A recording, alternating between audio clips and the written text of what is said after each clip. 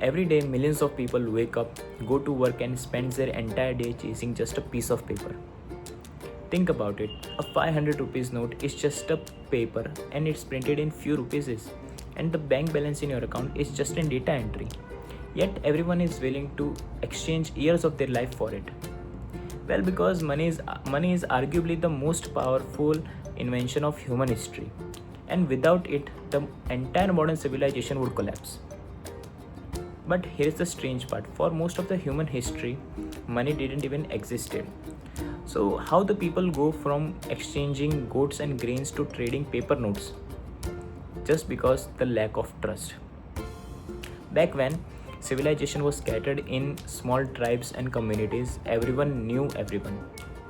They simply used to hunt together, share food, and exchange goods to keep them going. And because they know each other, they trusted each other, and money was not needed. But as the agriculture revolution began, population grew, food was in surplus, and villages become towns and eventually cities. People started specializing in different occupation, and instead of doing everything by themselves, they simply relied on others for goods and services, and exchange become the essential part of daily life. That's when civilization realized it, and they started beginning search for ways to trade. First they started salts, then eventually shells, and eventually they moved to metals because it was easy to carry, store, and exchange at that time.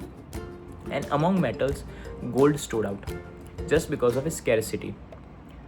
There was enough gold to trade, but not enough to create in ultimate. Gold became the closest thing that world would accept to trade. But as the economy grew, the gold itself became inefficient because it was expensive and risky to keep them safe and transporting. So the big institutions saw this opportunity and they created banks. The trader who wants to keep their gold safe, they simply transfer it to banks, and in exchange banks give them receipts. And over time people started using these receipts as an exchange because it was easier and the banks was in surplus of gold. That's when bank created a facility of credit, and that credit facility grew the economies faster than ever because businesses and entrepreneurs could borrow the money and invest and expand their businesses. But here's the problem: who should control the money? That's when the government comes in. Government realized it that money controls trade, exchange, economic stability, and taxation. So they officially minted gold coins or their coins and paper currencies. And in theory, it was standard as a official currency is exchange for a fixed value of gold, known as a gold standard.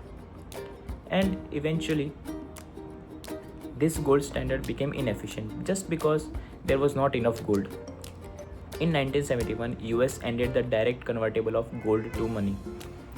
They simply moved towards the fiat money. This money is not backed by gold or silver.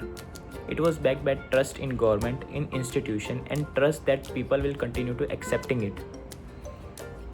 Think about it. The money evolved from grains to metals, golds to papers. And it worked simply because people started believing in it. This belief grew the global economy.